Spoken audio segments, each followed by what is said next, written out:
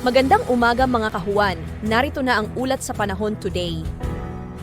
So unahin po muna natin na nating latest na satellite image. So currently ay patuloy pa rin po nating binabantayan itong si dating bagyong Pipito na nasa labas na po ng ating Philippine Area of Responsibility at wala na po itong direktang epekto sa anong bahagi ng ating bansa. Papansin din po natin na patuloy din po itong humihina at maaaring malusaw po yan sa mga susunod na araw. So main focus po muna natin yung mga weather systems na nakakaapekto sa iba't ibang bahagi po ng ating bansa.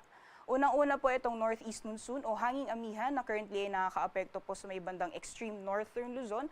Diyan po particularly sa may area ng Batanes at kumikita po natin sa nalalawing bahagi po ng ating bansa, yung galaw po ng mga kaulapan ay nakikita po natin ay dulot po yan na epekto ng easterlies. So nakakaapekto po yung hangin na nanggagaling sa karagatang Pasipiko or easterlies sa may silangang bahagi naman po ng ating bansa.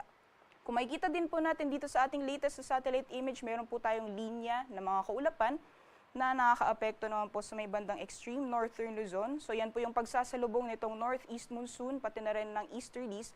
Yan po yung shear line at possible po na magdudulot din po yan ng mga pag-ulan sa may bandang extreme northern Luzon ngayong araw. So based po sa ating latest satellite image, makikita po natin na maalinis po yung area po ng Luzon, pati na rin Kabisayaan.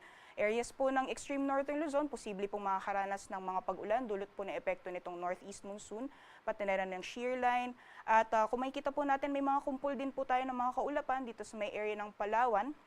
Although nakikita po natin na hindi po tumatagal itong mga kaulapan na to. So mostly mga isolated thunderstorms lamang po ito. So for the rest or the large portions of the country ay inaasahan po natin na magiging maaliwalas po yung panahon. Liban na lang po yung mga posibilidad ng mga isolated thunderstorms o ito po yung mga panandalian na buhos ng ulan na mas madalas nararanasan sa hapon o sa gabi.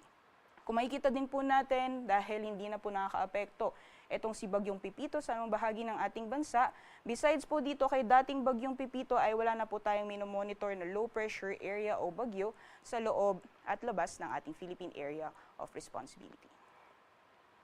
Para naman po sa magiging lagay ng panahon dito sa bahagi po ng Luzon, gaya po ng nakita natin kanina, yung shear line po pati na rin yung northeast monsoon ay nakakaapekto sa may bandang extreme northern Luzon area. So may area ng Batanes, dulot po ng epekto ng northeast monsoon, makakaranas po tayo ng mga pag-ulan at mga kalat-kalat mga pag-ulan naman na may kasamang pagkidlat at pagkulog sa may area naman po ng Babuyan Islands. At kung nakita po natin sa ating latest sa satellite image kanina or satellite animation kanina, malinis po yung area naman po ng or nalalabing bahagi ng Luzon.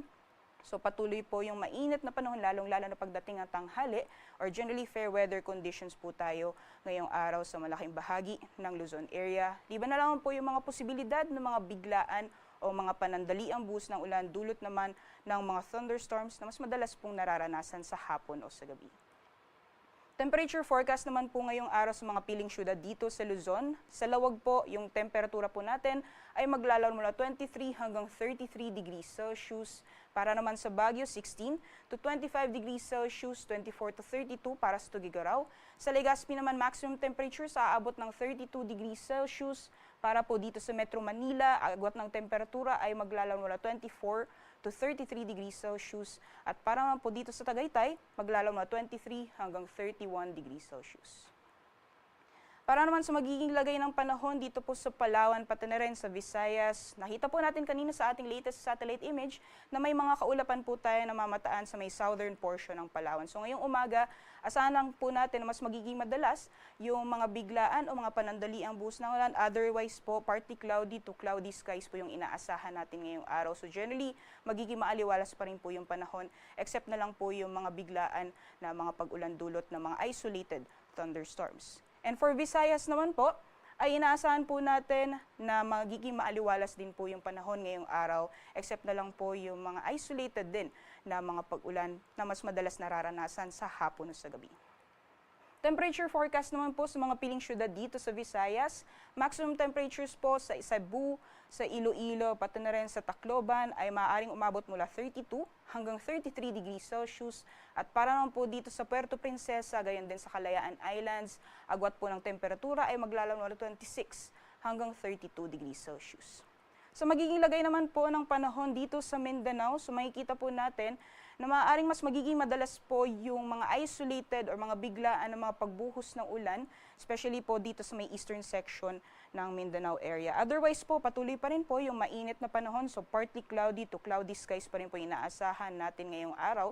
At may mga posibilidad lamang po na mga isolated na mga pag-ulan, gaya po sa nalalabing bahagi po ng ating bansa na mas madalas nararanasan sa hapon o sa gabi.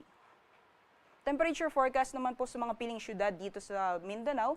For Zamboanga, at temperatura po natin maglalaro mula 24 hanggang 34 degrees Celsius. Para naman po dito sa Cagayan de Oro, 25 to 33 degrees Celsius. At para naman sa Metro Davao, 25 to 32 degrees Celsius.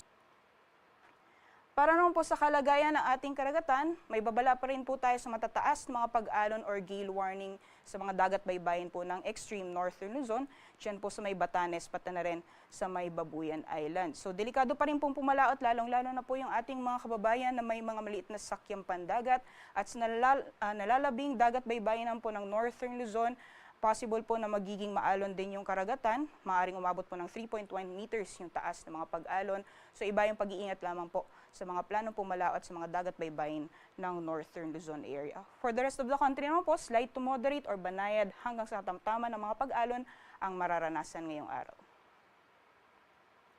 Para naman po sa susunod na 3 araw ay inaasahan po natin at the very least for now wala po tayong ibang minomonitor na low pressure area o bagyo sa loob at labas ng ating Philippine Area of Responsibility liban na lamang po dito kay dating bagyong Pipito. So inaasahan po natin na wala po tayong malawakan na tuloy-tuloy na mga pag-ulan sa anong bahagi ng ating bansa. So for this coming Thursday, maaaring patuloy pa rin po yung magiging epekto ng shear line, gayon din ng northeast monsoon sa may bandang extreme northern Luzon. And for the rest of the country naman po, mostly mga isolated rain showers or thunderstorms pa rin ang mararanasan. So ito po yung mga biglaan at panandaliang buhos ng ulan na mas madalas nararanasan sa hapon o sa gabi.